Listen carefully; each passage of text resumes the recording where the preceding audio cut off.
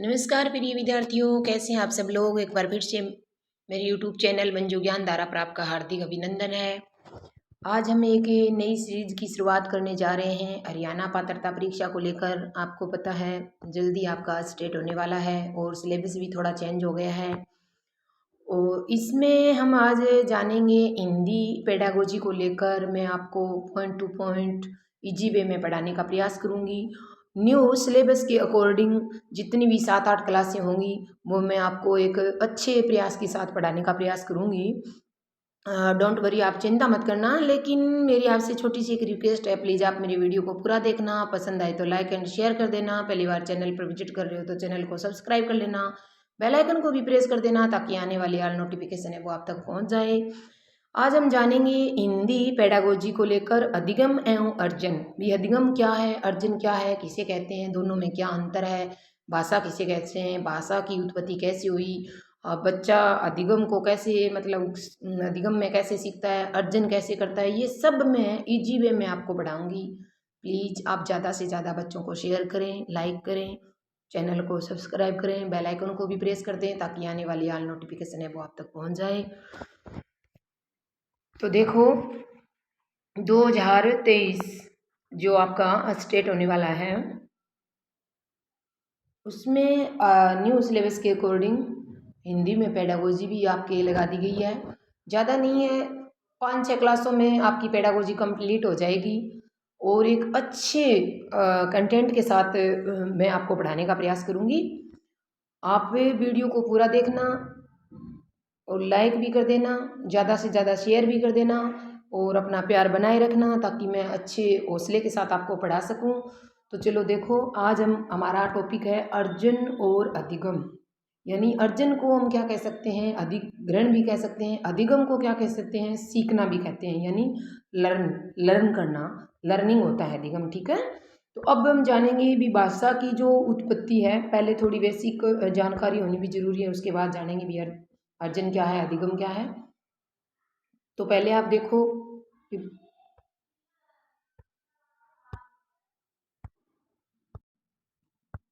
कि भाषा की उत्पत्ति कैसे हुई। आपसे अगर एग्जाम में क्वेश्चन पूछ लिया जाए भी भाषा की उत्पत्ति है वो कैसे हुई, तो संस्कृत के भाष धातु से किससे हुई, संस्कृत के भाष धातु से भाषा की उत्पत्ति हुई है, आपको याद रखना है। अब आपसे पूछ लिया जाए कि भाई भाष का क्या अर्थ होता है, तो भाष का अर्थ होता है कहना, बोलना या उच्चारण करना। क्या करना, कहना, बोलना या उच्चारण करना। ठीक है, अब आगे देखो, नेक्स्ट मैंने लिखी है भाषा की परिभाषा। भाषा की परिभाषा है वो क्या कह रही है, देखो,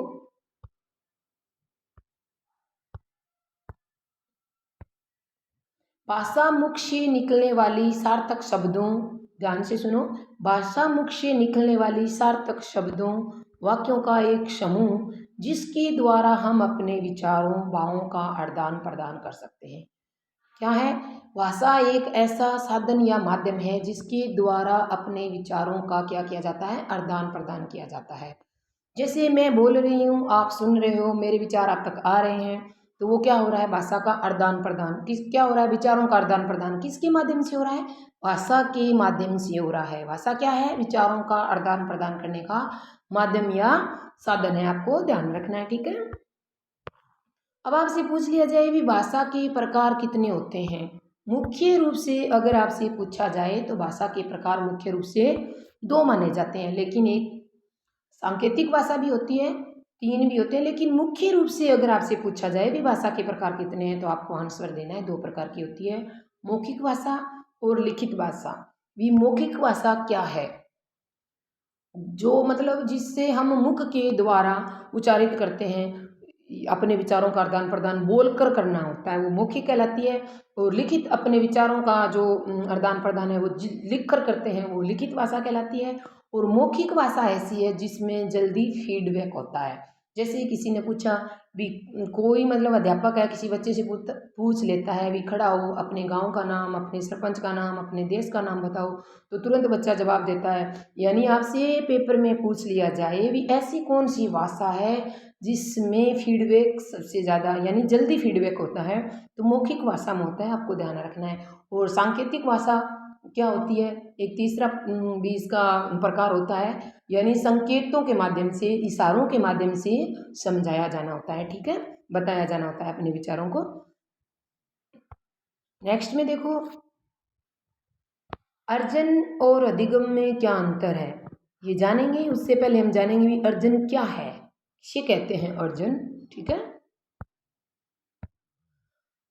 अर्जन में सबसे महत्वपूर्ण अहम भूमिका अनुकरण की होती है। अनुकरण यानी, अनुकरण का मतलब होता है किसी की नकल करना, यानी जब बच्चा सीखता है तो अपने बड़ों की नकल करके सीखता है, अपने मतलब किसी बड़े को देखकर, जैसे बड़ा बोलता है, जैसे चलता है, कुछ करता है, वैसे ही बच्चा क्या करता है, अनुकरण करता है। तो इसमें अर्जुन में आपको मुख्य रूप से, अर्जुन में आपको मुख्य रूप से ध्यान रखना है भी अनुकरण की अहम भूमिका होती है। अनुकरण के माध्यम से अर्जन किया जाता है। इसमें क्या क्या पॉइंट आपको ध्यान रखने हैं, घर से ग्रहण करता है बच्चा, समाज से ग्रहण करता है, और दोस्तों से ग्रहण करता है इत्यादि, ठीक है। इसमें किताब रहित अर्जित होता है, किसी प्रकार से किताब का कोई मतलब या लेना देना नहीं होता है। बच्चा खेलते खेलते, हाँ, बड़ों की बातें सुनते सुनते अनुकरण करके बच्चा क्या कर लेता है, सीख लेता है, ठीक है। इसमें किसी प्रकार की किताब की आवश्यकता नहीं होती, यानी मन कैसा भी हो, अचेतन हो अवचेतन हो, बच्चा खेल खेल में सीखता रहता है, बड़ों का अनुकरण करता रहता है। यानी सबसे अहम भूमिका किसकी होती है इसमें, अनुकरण की होती है। बच्चा किसके माध्यम से सीखता है, अनुकरण के माध्यम से सीखता है। ये क्या है, एक स्वाभाविक क्रिया है, ऑटोमेटिक, यानी सवैते ही होती रहती है, ठीक है, ये आपको ध्यान रखना है। ये जन्मजात होती है, जो बच्चा जन्म लेता है ना, तो ये मतलब साथ में ही मतलब पैदा होती है बच्चे की, ये जन्मजात प्रक्रिया होती है।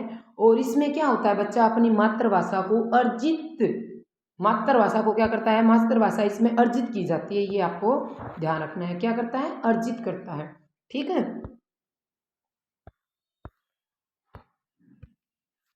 नेक्स्ट में अधिगम, अधिगम को सीखना भी बोलते हैं, और लर्न करना, किसी चीज़ को लर्निंग भी बोला जाता है, लर्न करना होता है, ठीक है। तो आपको ध्यान रखना है, अधिगम के अंदर अहम भूमिका अभ्यास की होती है। किसके माध्यम से सीखा जाता है, अभ्यास के माध्यम से। जितना ज़्यादा अभ्यास किया जाएगा बच्चा उतना ही ज़्यादा क्या करेगा, सीखेगा। इसमें क्या होता है, प्रयासपूर्ण होता है, इसमें प्रयास की आवश्यकता होती है। लेकिन अर्जन क्या है, अर्जन में किसी एफर्ट यानी किसी प्रयत्न की आवश्यकता नहीं, ऑटोमेटिक बच्चा सीखता रहता है इसमें। और अधिगम में क्या होता है, प्रयास करना पड़ता है, बिना प्रयास बच्चा नहीं सीखता, ठीक है। अभ्यास की बहुत ही जरूरी, मतलब अभ्यास होना बहुत ही ज़्यादा जरूरी होता है इसमें। निश्चित जगह का होना, वातावरण का होना भी बहुत जरूरी है। वो क्या होता है, अर्जन में क्या होता है, बच्चा कहीं भी खेलते खेलते, घूमते फिरते अपने बड़ों की बातें सुनता है, बड़ों को जैसे करते देखता है वैसे ही सीख जाता है, वो अर्जन हो जाता है। लेकिन अब अधिगम में क्या होता है, एक निश्चित जगह वातावरण बनाना पड़ता है, ये बात आपको ध्यान रखनी है। और इसमें किताब सहित होता है, अर्जन में किताब रहित, अर्जन में किसी किताब की आवश्यकता नहीं होती। लेकिन अधिगम के अंदर देखो, किताब सहित प्लस व्याकरण होता है, इसमें नियम होते हैं, नियम के माध्यम से बच्चा सीखता है। और अर्जन में किसी प्रकार का कोई नियम नहीं लगता, बिना प्रयास के, मतलब एक नक्कल के द्वारा बच्चा सीख लेता है, बड़ों का अनुकरण करके बच्चा सीख लेता है। लेकिन अधिगम में क्या होता है, अनुकरण नहीं, अभ्यास होता है, अभ्यास के द्वारा बच्चा सीखता है, ये आपको ध्यान रखना है।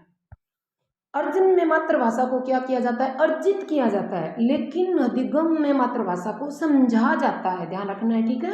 मातृभाषा को क्या किया जाता है, समझा जाता है, ठीक है। नेक्स्ट देखो, अब दोनों को हम इजी वे में समझेंगे, आप ध्यान दो, मैंने नोट करके लिखा है। जैसे ये है भाषा, ठीक है, भाषा को क्या करना है, अर्जन भी करना है, और भाषा को अधिगम भी करना है। क्या करना है, भाषा को अर्जन कैसे करेंगे, अधिगम कैसे करेंगे।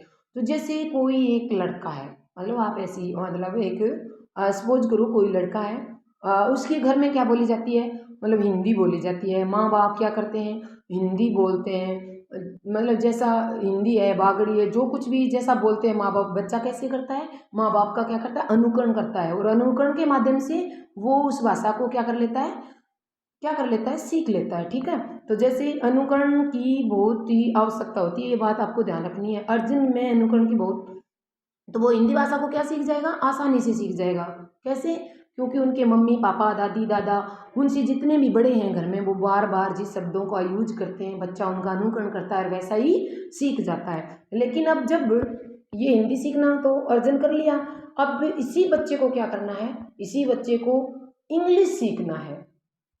इंग्लिश को क्या करना है, इंग्लिश को सीखना है, इंग्लिश का अधिगम करना है, इंग्लिश को लर्न करना है। तो वो कैसे करेगा, देखो क्या करेगा, इंग्लिश सीखेगा तो इंग्लिश के नियम आना जरूरी होगा, भी इंग्लिश के नियम आने चाहिए, इंग्लिश के एक अध्यापक की आवश्यकता पड़ेगी और उसमें ऐसे इंग्लिश के एक वातावरण का होना भी जरूरी होगा। यानी इसमें संसाधन की आवश्यकता होती है, इसमें अभ्यास की आवश्यकता होती है, इसमें अभ्यास होना जरूरी है, संसाधन होना जरूरी है, ठीक है। इसमें नियम होते हैं, भाषा अधिगम में क्या होते हैं, नियम होते हैं, अभ्यास लगाया जाता है। और जैसे ही बच्चा इंग्लिश सीखेगा तो क्या करेगा, एक इंग्लिश के अध्यापक की जरूरत पड़ेगी, इंग्लिश के नियम की जरूरत पड़ेगी और एक संसाधन की जरूरत होगी, यानी एक अभ्यास की जरूरत होगी। इसमें क्या किया जाता है, अधिगम में प्रयास किया जाता है, प्रयत्न पूर्वक सीखा जाता है। लेकिन भाषा अर्जन में किसी प्रकार का कोई प्रयास नहीं किया जाता, बिना किसी प्रयास के बच्चा खेल खेल में अपने बड़ों का अनुकरण करके आसानी से चीज़ों को सीख लेता है। बस दोनों में यही अंतर है। अगर अब पेपर में क्वेश्चन आएगा तो सपोज देन आपको समझ में आ गया होगा, आई होप।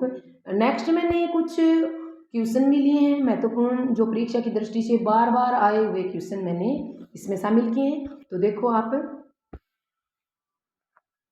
अधिगम और अर्जन से संबंधित टॉप क्वेश्चन मैंने इसमें ऐड किए हैं, आप ध्यान दें।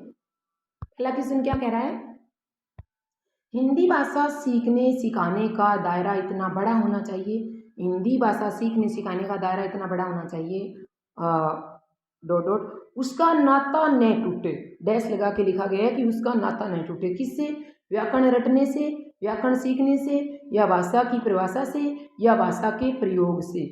तो किससे होगा, आपका राइट आंसर क्या हो जाएगा, भाषा के प्रयोग से। यानी हिंदी भाषा सीखने सिखाने का दायरा इतना बड़ा होना चाहिए कि भाषा के प्रयोग से उसका नाता है वो न टूटे, ठीक है। तो नेक्स्ट क्वेश्चन क्या कह रहा है, देखो, प्राथमिक स्तर पर भाषा सीखने सिखाने में बाल साहित्य मदद करता है। प्राथमिक स्तर पर जो भाषा सीखने सिखाने में जो बाल साहित्य है वो मदद करता है, क्योंकि वह बच्चों के लिए होता है, वह सरल होता है, या वह रंगीन चित्र बनाता है, या वह भाषा की रंगतें प्रस्तुत करता है। तो आपको याद रखना है, प्राथमिक स्तर पर भाषा सीखने सिखाने में बाल साहित्य मदद करता है, क्योंकि वह भाषा की रंगतें प्रस्तुत करता है, ये आपको ध्यान रखना है। नेक्स्ट क्वेश्चन देखो आप, नेक्स्ट में लिखा एक कक्षा में मतलब कक्षा 1 में लिखना डैश से ही प्रारंभ हो जाता है। जो जब बच्चा प्राथमिक कक्षा में होता है, पहली कक्षा में होता है, तो किस चीज़ से वो लिखना शुरू करता है, तो नीचे 4 ऑप्शन दिए गए हैं, शुरू से, या अक्षर से, या चित्र लेखन से, या फिर वाक्य लेखन से। तो आपको ध्यान रखना है बच्चा किससे सीखता है, शुरू में जब प्राथमिक 1 कक्षा के अंदर होता है बच्चा, तो चित्र बनाने से शुरू करता है, किससे प्रारंभ करता है, चित्रों से शुरू करता है, ठीक है। नेक्स्ट देखो, नेक्स्ट में लिखा है, बच्चों को लिखाना सिखाने में अधिक महत्वपूर्ण क्या चीज़ है, ऐसी कौन सी मतलब चीज़ है जिसे बच्चों को लिखना जो सिखाने में अधिक महत्वपूर्ण है, तो विचारों की अभिव्यक्ति। क्या है, विचारों की अभिव्यक्ति, विचार विमर्श, विचारों का प्रसार बच्चा अगर अच्छे से कर पाएगा तो विचारों की अभिव्यक्ति होगी, तो ही बच्चा क्या करेगा, लिखना सीखना जल्दी सीखेगा, ठीक है। तो भाषा सीखने और भाषा अर्जित करने में मुख्य अंतर का आधार, भाषा को सीखने और भाषा अर्जित करने का मुख्य अंतर का क्या, ये मोस्ट इम्पोर्टेंट क्वेश्चन है भाई, वेरी वेरी इंपॉर्टेंट क्वेश्चन है। भाषा सीखने और भाषा अर्जित करने, एक तो भाषा को क्या करना है, लर्न करना है, एक क्या करना है, अर्जित करना है, उसमें मुख्य अंतर का आधार क्या है, तो भाषा परिवेश है, ठीक है, क्या है, भाषा परिवेश है। नेक्स्ट देखो, भाषा अर्जित करने की प्रक्रिया में किसका महत्व सर्वाधिक है, भाषा को जब बच्चा अर्जित करता है उसमें महत्वपूर्ण योगदान किसका है, तो हमारे समाज का है। मैंने आपको बताया भाषा अर्जित बच्चा कैसे करता है, वो क्या करता है, अनुकरण के माध्यम से करता है।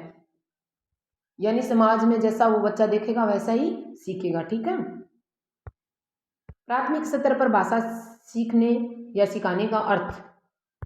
प्राथमिक यानी प्राथमिक स्तर पर भाषा सीखने सिखाने का अर्थ होता है, क्या होता है भी, भाषा का प्रभावी प्रयोग करना चाहिए, अलंकारिक भाषा का प्रयोग करना चाहिए, वर्णमाला सिखाना चाहिए या साहित्य की रचना सिखानी चाहिए। तो प्राथमिक स्तर की बात कर रहा है आप पर्सन की, अगर लैंग्वेज समझ के चलोगे ना तो आपके आंसर बिल्कुल सही होंगे, गलत होने का चांस भी नहीं होगा।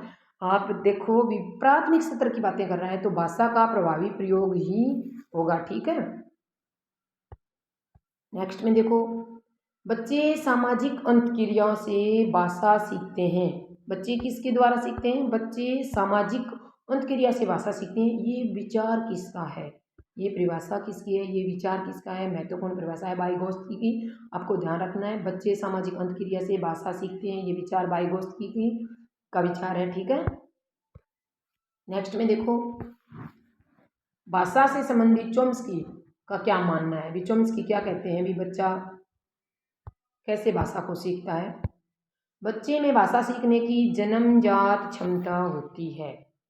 बच्चे में भाषा सीखने की क्या होती है? जन्मजात क्षमता होती है। बच्चे सर्व भाषा व्याकरण के साथ जन्म लेते हैं। चॉम्स्की का मानना है कि जब बच्चे पैदा होते हैं सर्व भाषा व्याकरण को साथ लेकर ही जन्मते हैं, और जन्मजात क्षमता होती है भाषा सीखने की, वे जिस किसी भाषा को सुनते हैं उसके व्याकरण को सरलता से सीख जाते हैं।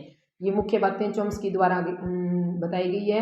भी बच्चा है वो भाषा है वो कैसे सीखते हैं, आपको याद रखना है। भी बच्चा भाषा सीखने की जन्मजात क्षमता लेकर ही पैदा होते हैं और सर्व भाषा व्याकरण के साथ जन्मते हैं, और वे जिस किसी भाषा को सुनते हैं उसके व्याकरण को सरलता से सीख लेते हैं। ये किसके द्वारा कहा गया है? चॉम्स्की के द्वारा भाषा के बारे में बताया गया है।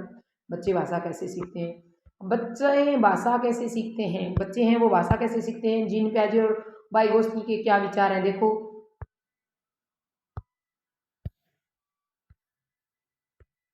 जीन पियाजे क्या कहते हैं? जीन पियाजे जी का मानना है कि पहले विचार फिर भाषा आती है। बच्चे क्या करते हैं? पहले अपने दिमाग में विचार पैदा करते हैं, उसके बाद भाषा आती है। पहले विकास फिर सीखना होता है। पहले बच्चों का क्या होता है? जीन पियाजे मानते हैं कि पहले विचार आता है उसके बाद भाषा आती है। जीन पियाजे का मानना है कि पहले विकास होता है और फिर बच्चा सीखता है, ठीक है। लेकिन वाइगोत्स्की क्या कहते हैं कि भाषा और विचार का विकास अलग अलग होता है, पहले सीखना और फिर विकास होता है। यानी जीन पियाजे के विपरीत बोला गया है वाइगोत्स्की के द्वारा, आपको ध्यान रखना है। भी जीन पियाजे जी तो कहते हैं कि पहले विचार पैदा होते हैं हमारे दिमाग में, बाद में भाषा आती है, पहले हमारा विकास होता है उसके बाद सीखा जाता है। लेकिन वाइगोत्स्की कहते हैं भाषा और विचार का विकास है वो अलग अलग होता है, पहले सीखना होता है उसके बाद विकास होता है, ठीक है। ये बातें आपको ध्यान रखनी है। अब जो भाषा अर्जन और अधिगम है उसमें मुख्य तीन प्रकार से भाषा को वो बच्चा है वो क्या कर सकता है? अर्जित कर सकता है। आपको ध्यान रखना है भी भाषा अर्जन है वो अधिगम में। भाषा एक अर्जित संपत्ति है। क्या है? भाषा एक अर्जित संपत्ति है, पैतृक संपत्ति नहीं है, आपको ध्यान रखना है। भाषा तीन प्रकार से क्या की जाती है? बच्चे हैं भाषा को कितने प्रकार से अर्जित करते हैं? अब कोई पेपर में क्वेश्चन पूछ लिया जाए भी भाषा कैसी संपत्ति है, तो अर्जित संपत्ति है। बच्चे भाषा को किस प्रकार कितने रूप में अर्जित करते हैं? तीन प्रकार से अर्जित करते हैं। वो तीन प्रकार कौन कौन से हैं? एक तो अनुकरण के माध्यम से करते हैं, दूसरा अभ्यास के माध्यम से करते हैं, तीसरा पुनरावृत्ति, यानी किसी शब्द को बार बार दोहराना होता है। पुनरावृत्ति का मतलब यानी बच्चे कितने माध्यम से सीखते हैं? तीन माध्यम से भाषा को अर्जित करते हैं। आपको ध्यान रखना है ये तीनों बातें बहुत महत्वपूर्ण है। एक अनुकरण के माध्यम से, दूसरा अभ्यास के माध्यम से, तीसरा पुनरावृत्ति के माध्यम से, ठीक है।